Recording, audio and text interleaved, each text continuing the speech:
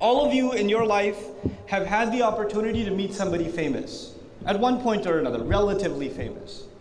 Maybe you got to meet the principal of your school and they shook hands with you or something, or you invited some scholar to your house and you had a chance to talk to them, or you had lunch with somebody famous, etc., etc. You met a celebrity or something. You're on the plane, you're sitting next to like a player from the NBA or something like that. When people meet a celebrity, what do they usually do? Besides drooling, what else do they do? That's what they do.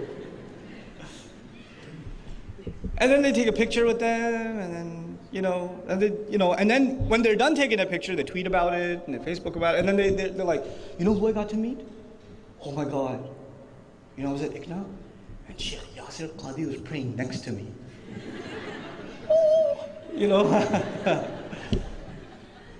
And he even said, "Wa alaikum salam." I'm never washing this hand again. So, people go a little crazy when they meet somebody famous. They go a little, but it becomes a memory they never forget. If you even go to older people's homes that had the opportunity to meet someone famous, they usually take that picture and frame it on the wall. Like they shook hands with the president or the CEO or whatever else. And if you're working in a company, a large company especially, and the CEO walks in and stops over at your cubicle and puts his hand on your shoulder and says, "Good job," just those words you'll never forget. Because you just had the opportunity to meet someone super duper famous. You can't get that memory out of your head. It's one of the milestone great moments of your life. Who is Musa alayhi salam getting to meet? Who is he just getting a chance to talk to?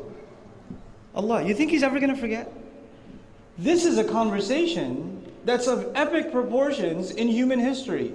A conversation is happening between Allah and a human being.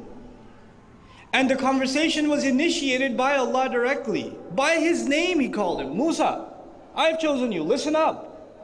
It's incredible. And Allah tells him, no one should be worshipped except myself, enslave yourself to me. And then He tells him, وَأَقِمِ الصَّلَاةَ لِذِكْرِ. This part of it just boggles my mind. Establish the prayer so you can remember me. The question I have is, he's never going to forget.